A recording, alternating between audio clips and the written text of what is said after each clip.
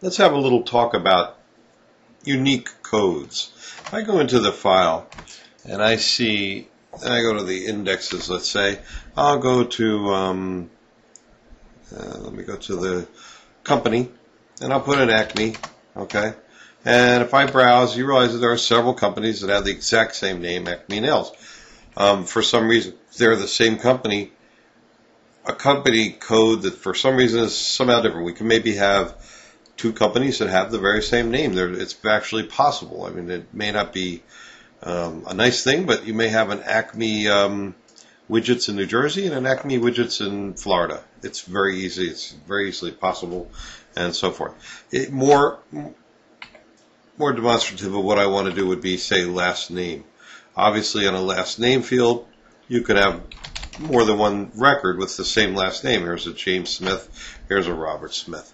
Okay, we have to give each one of these records an absolutely unique code.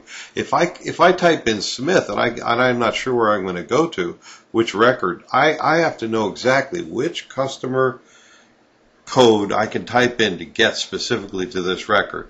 Now you know I've been leaving it to the user. I've been telling you that we sort of take the first few characters of the last of the company name and we put some number with it.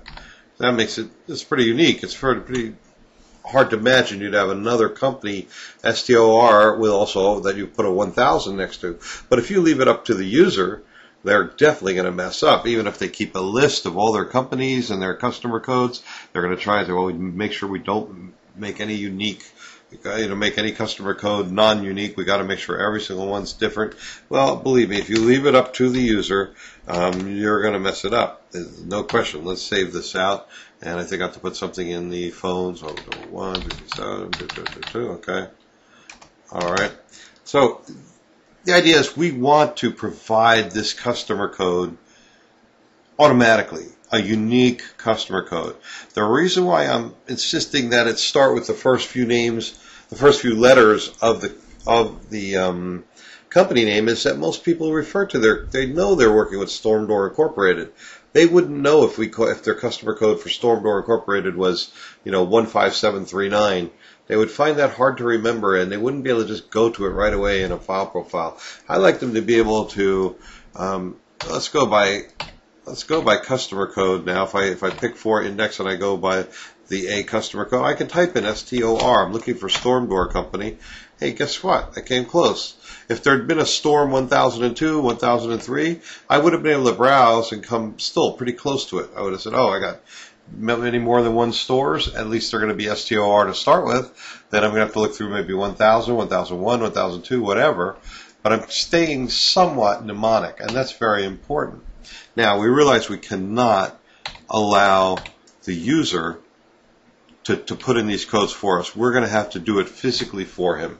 Whenever you want a unique number or code or something in FilePro, it's almost always a good bet. You're going to have to store an ever-changing number, an incrementing number in a special FilePro file, one that you may call it a control file or it doesn't matter what you call it, but you can keep a number there and always retrieve the last number.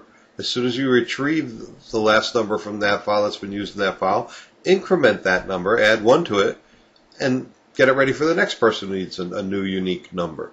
To define a unique number inside a file profile without having another file to do it in is possible, but it's very difficult. You can't just say I need a new unique number and pull it out of the thin air. It's very easy to go out to another file profile and get a unique number. So in the next section, I'm going to show you how to do that, because by having a unique number, we can add it to the last few, the first few characters of a company name and get a good unique company code. Very simple little process. I'm going to show you how to do it in the next lesson.